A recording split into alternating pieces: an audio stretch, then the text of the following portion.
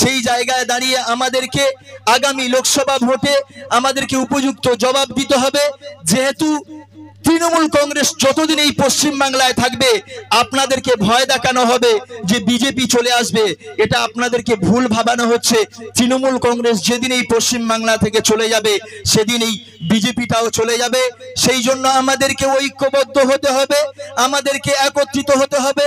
সারা বাংলা জুড়ে তৃণমূল কংগ্রেসের নেতৃত্বে যেভাবে অরাজকতা তৈরি হচ্ছে, যেভাবে সন্ত্রাস তৈরি হচ্ছে, যেভাবে মা বোনেদের ইজ্জত নিয়ে খেলা করছে, সেই জায়গায় দাঁড়িয়ে আমাদেরকে ঐক্যবদ্ধ হয়ে কাঁধে কাঁধ মিলিয়ে লড়াই করতে হবে যে আগামী লোকসভা ভোটে এই মথুরাপুরকে এই তৃণমূল কংগ্রেসের হাত থেকে আমাদেরকে ছিনিয়ে নিতে হবে এবং দিকে দিকে একটাই আওয়াজ দিতে হবে, নওশাদ সিদ্দিকীর আদর্শ আমাদের প্রতিটা বুথে বুথে দিতে হবে।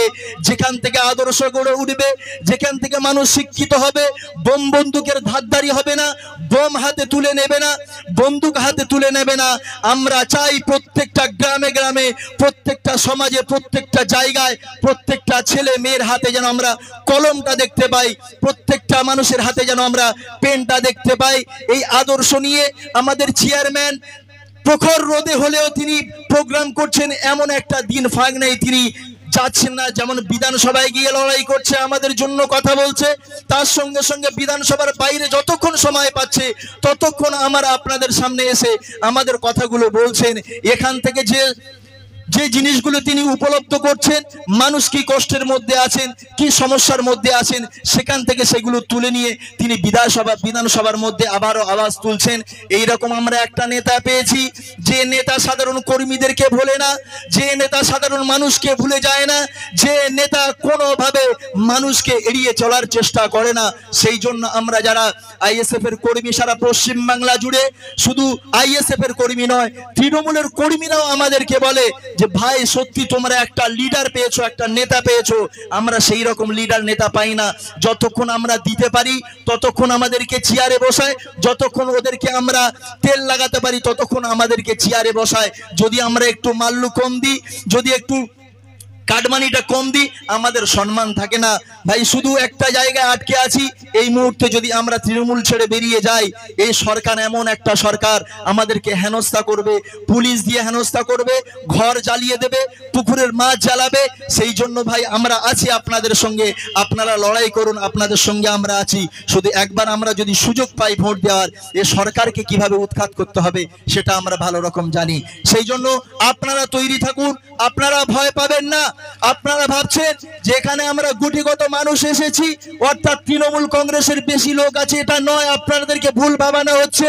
বুথে বুথে পঞ্চায়েত ভোটে যেভাবে রিগিং হয়েছে, যেভাবে পঞ্চায়েতে লুট করা হয়েছে, যেমন আমার প্রমাণ আছে, আমার কুলপিতে 4টে অঞ্চল আমরা বিরোধীরা নিজেদের কন্ট্রোলে এনেছিলাম, লাস্ট পর্যন্ত আমরা পাইনি। সেখান থেকে বিডিও অফিস থেকে কোনো একটা ব্যক্তি আমাদেরকে ভালোবাসেন, তিনি বলেছিলেন যে আপনাদের 4টে অঞ্চল আপনাদেরকে কনফার্ম হয়ে গেছে, কিন্তু আপনাদের বাক্স থেকে ভোটগুলো লুট করা হয়েছে যখন আপনারা বাক্সগুলো নিয়ে স্কুলের মধ্যে দিয়েছিলেন। সেই জন্য মানুষ আমাদের সঙ্গে আছে, মানুষ আমাদের পক্ষে আছে। আপনারা ধৈর্য ধরুন, ভাইজান আপনাদের পাশে আছেন। যেখানে মানুষ বিপদগ্রস্ত হচ্ছে সেখানে ভাইজান ছুটে যাচ্ছেন, যেখানে মানুষ মুসিবতের মধ্যে পড়ছেন ভাইজান সেখানে ছুটে যাচ্ছেন। যদি না যেতে পারে তারপরেও তিনি লোক পাঠাচ্ছেন সেখানে যেন শান্তি শৃঙ্খলা বজায় রাখে। সেই জন্য আপনাদেরকে বলবো, আপনারা ভাইজানের উপরে ভরসা রাখুন। আপনারা যদি ভেবে থাকেন যে আমরা গুটিগত মানুষ, সামনে লোকসভা ভোট আমরা লড়াই কি করে দেব, আপনারা ভুল ভাববেন। কেননা ভোট দেবে মানুষ। এই তৃণমূল কংগ্রেসের বিরুদ্ধে তারা ভোট দেওয়ার জন্য রেডি আছে, শুধু ঠিকঠাক একটা প্ল্যাটফর্ম তারা খুঁজছে। যদি ঠিকঠাক প্ল্যাটফর্ম আমরা দিতে পারি, বুথে বুথে যদি আমরা একটা করে ছায়া তৈরি করতে পারি, মানুষ যদি বুথে বুথে বুঝতে পারে যে বুথে আইএসএফটা আছে, আইএসএফটা করানোর জন্য, আইএসএফটা সংগঠিত করার জন্য কোনো একটা নেতৃত্ব আছে, যদি আমরা সকলে দায়িত্ব নিয়ে বুথে বুথে এই দায়িত্ব নিয়ে কাজ করি, তাহলে আপনাদেরকে ভোটের চিন্তা করতে হবে না, ভোট আপনাদের কাছে অটোমেটিক চলে আসবে। সেই জন্য আপনারা আগামী লোকসভার জন্য তৈরি হন এবং এই মথুরাপুর কেন্দ্রকে জয়যুক্ত করুন, ভাইজানকে উপহার দেবেন। যদি ভাইজান আমাদের এখানে ক্যান্ডিডেটের ব্যবস্থা করেন, অবশ্যই আমরা সকলে মিলে সহযোগিতা করব, ভাইজানকে একটা উপহার দেব। আর বেশি কিছু বলবো না, চেয়ারম্যান বসে আছেন, এই বলে আমি আমার বক্তব্য এখানে শেষ করছি। ইনকিলাব জিন্দাবাদ, আইএসএফ জিন্দাবাদ, পীরজাদা নওশাদ সিদ্দিকী জিন্দাবাদ।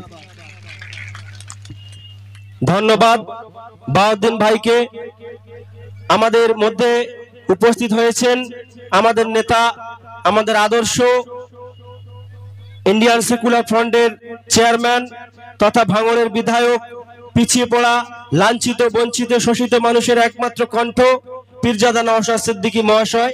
তাকে আমরা শঙ্করপুর অঞ্চল আইএসএফ কমিটির পক্ষ থেকে বরণ করে নেব। তাকে শঙ্করপুর অঞ্চল আইএসএফ কমিটির পক্ষ থেকে ব্যাজ পরিয়ে বরণ করে নিচ্ছেন ডাক্তার হাবিজুর রহমান ব্যাপারী মহাশয়।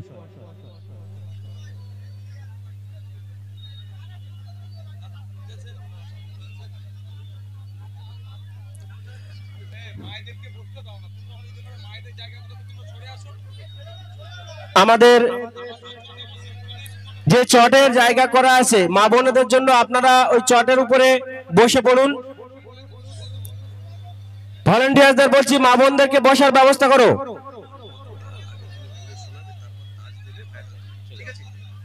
এবার আমাদের প্রিয় নেতা মাননীয় নওশাদ সিদ্দিকী মহাশয়কে উত্তরীয় দিয়ে বরণ করে নিচ্ছেন শঙ্করপুর অঞ্চল আইএসএফ কমিটির সভাপতি মাননীয় সফিউল্লাহ মোল্লা মহাশয়।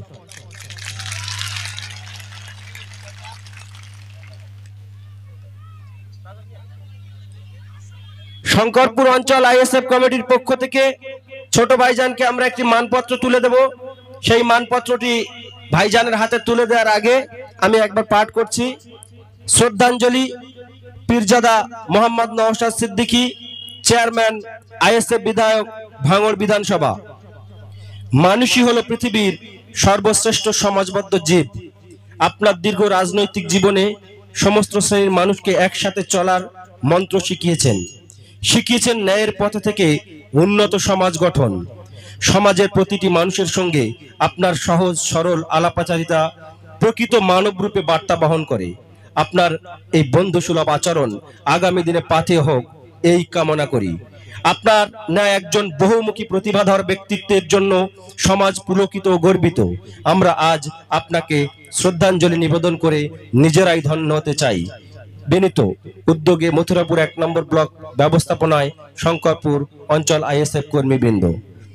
আমাদের প্রিয় নেতা মাননীয় ছোট ভাইজানকে এই মানপত্রটি তুলে দিচ্ছেন করছেন। আমরা চেষ্টা করব তার আদর্শকে সারা পশ্চিম বাংলায় ছড়িয়ে দেওয়ার জন্য। যেহেতু আমরা বুথ স্তর থেকে আমরা যারা কর্মীরা কাজ করছি এবং সাধারণ মানুষ আমরা যারা ভাইজানকে ভালোবাসে, সমর্থন করি, আমরা সকলেই দায়িত্ব নিতে হবে। যেহেতু ভাইজান একা দায়িত্ব নেবে, আমরা দায়িত্ব নেব না, এটা হতে পারে না। আমাদের সকলকে দায়িত্ব নিতে হবে, সমাজকে পরিবর্তন করতে হবে, সমাজে আদর্শ গড়ে তুলতে হবে। তার কারণ হচ্ছে আমরা দেখেছি আমরা এমন একটা লিডার পেয়েছি, আমরা এমন একটা নেতা পেয়েছি, সত্যি আমরা গর্বিত। কারণ হচ্ছে আমরা টিভিতে দেখেছিলাম, আমি একটা ছোট্ট প্রোগ্রাম দেখেছিলাম যেখানে তৃণমূল কংগ্রেসের প্রোগ্রাম হচ্ছিল, দেবাংশু মঞ্চে ছিল। সেখানে যখন অভিষেক বন্দ্যোপাধ্যায় মঞ্চে যখন উঠছিল তখন কিন্তু দেবাংশু একটা মুখপাত্র, তারপরেও তাকে যেভাবে ঠেলে সরিয়ে দেওয়া হয়েছিল, দেবাংশুর মুখটা আমরা দেখেছিলাম যে দেবাংশু তাকিয়ে আছে যে কি হলো, এরকম একটা ব্যবহার কেন আমার সঙ্গে হলো। তো আমরা এমন একটা লিডার পেয়েছি, গর্বের সঙ্গে আমরা বলি। আপনারা জানেন 1 তারিখে কুলপি ব্লকে রামনগর গাজীপুর অঞ্চলে প্রোগ্রাম হয়েছে। সেখানে ভাইজান যখনই উপস্থিত হয়েছে, আমি নিজে সেখানে উপস্থিত হয়েছিলাম ভাইজানের কাছে। আমাদের যারা সিকিউরিটি আছেন ভাইজানের, তারা তো সবাইকে চেনেন না, আমাকে ধরতে এসেছিল, কিন্তু আমাদের সকলের নয়নমণি ভাইজান বলেছিলেন, হিন্দিতেই বলেছিলেন, ও হামারা লোক হ্যায়। এই জন্য আমরা গর্ব করি, আমাদের চেয়ারম্যান, আমাদের যিনি নেতা, আমাদের প্রত্যেকটা কর্মীর দিকে খেয়াল রাখে। এই নয় যে যারা ব্যাচ পরে ঘুরবে, যারা ওড়না পরে ঘুরবে, যারা নেতৃত্ব দেবে শুধু তাদের দিকে খেয়াল রাখে, এটা আমাদের চেয়ারম্যান করে না। আপনারা রোদে বসে আছেন, সত্যি খারাপ লাগছে।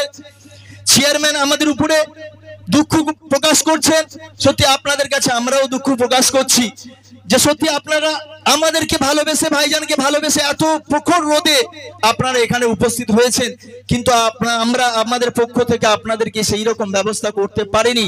সেই জন্য আপনারা আমাদেরকে ক্ষমা করবেন। তার সঙ্গে সঙ্গে বলি, আপনারা ভাইজানের আদর্শ দিকে দিকে ছড়িয়ে দেন। তৃণমূল এবং বিজেপির যে আন্ডারস্ট্যান্ডিং, যে চিন্তাধারা নিয়ে এই পশ্চিমবাংলাকে শেষ করার চিন্তা ভাবনা করছে,